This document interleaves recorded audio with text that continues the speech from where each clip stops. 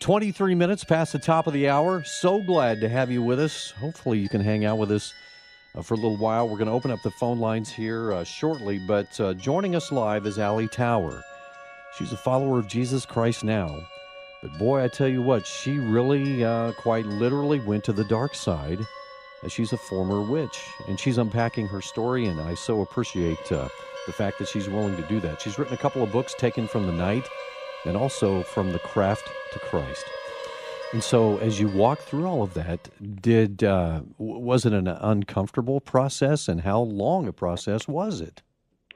It was a couple years. It was a very uncomfortable process because I was still part of Wicca, and I was still practicing, and then I would go to church, and so it was kind of like being on the fence and back and forth, and I would take steps towards God and then take a step back, and it was really just a very stressful time spiritually. I felt torn.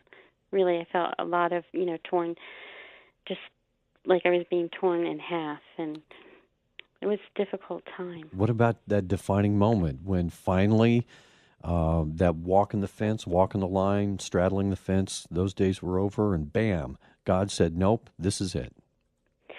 That was absolutely wonderful. What had happened actually is, after I had come back to church for a little while, I had gotten kicked out again, and kind of went further even, into the craft, and I just didn't want to hear anything about God at that point. I just completely shut him out of my life.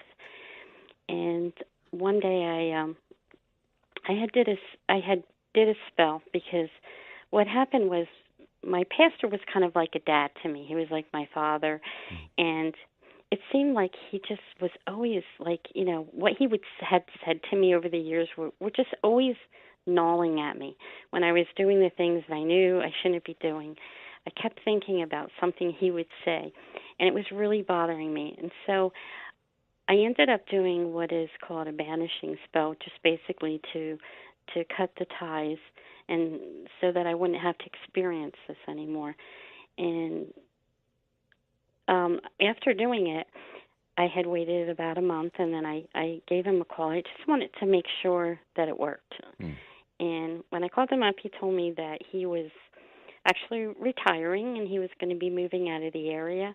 And all of a sudden, it just all came to me, and I was like, did I do this? And why would I want to do that? Why would I want someone who, has spoken into my life and helped me in so many ways to be out of my life? And I felt really bad, and I told him what I had done, and I thought that was it. He would never speak to me ever again, because I knew that, for him, this was really hurtful. And we hung up, and I just thought that was it. And then he called me back a couple days later, and he actually invited me to church, which was really bizarre. Yeah. And he said that there was this woman who was coming there who was part of the occult at one time, and he wanted her to talk with me. So I really didn't want to go. I had no desire at this point to go to church. But I went because I felt bad. And I figured, when they finally said that I could come, it happened to be on Samhain. And so I was going to be out at a ritual for, half the night. And the last place in the world I wanted to go to was church. But I felt bad. And so I did go. And while I was there, I walked in, and during praise and worship, and I think this is a really important thing to remember.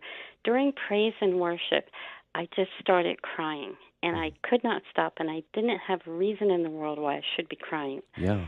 But it was just so overwhelming to me. And a lot of times I think, that praise and worship is really where a lot of spiritual battles take place. And when we're praising God and he's there in our midst, it's just a really powerful time. I think sometimes we overlook that, but it's very important, because it just kind of like all the walls around me just kind of dropped. And there I was. And they talked about, of course, about Halloween that day, and I was sat there very furious. A woman had come up and had taken my hand and told me that God had told her to come sit down and hold my hand, and that was probably a good thing because I probably would have left a whole lot sooner hadn't she done that. Mm-hmm. But I stayed there the whole time, and when they started to pray, and I said, "This is it. I have to go," and I went to leave. Then all of a sudden they introduced me to the woman that I was supposed to meet, and we sat down and talked, and before I knew it, church had stopped and everybody had went home, and I found myself kind of barricaded in this little enclosure with these praying warriors. And I was just like, okay, this is enough. I thank you for praying, but I'm out of here. And I actually ran out the building and got outside and realized I had forgot my purse. So I had to go back in to get it. And when I went back in, the pastor just simply said, you can't run from God. Yeah. And that was it. I just stopped because I knew that he was right. And no matter where I went and no matter what I did, he would always be there with me. And the realization that, wow, God is with me, it came to me. And on that day, which I had no way of knowing ahead of time that would ever happen, but it was on Halloween that I gave my life back to the Lord. Oh, my goodness. The way God set everything up. You could never plan something like this. It's just so powerful.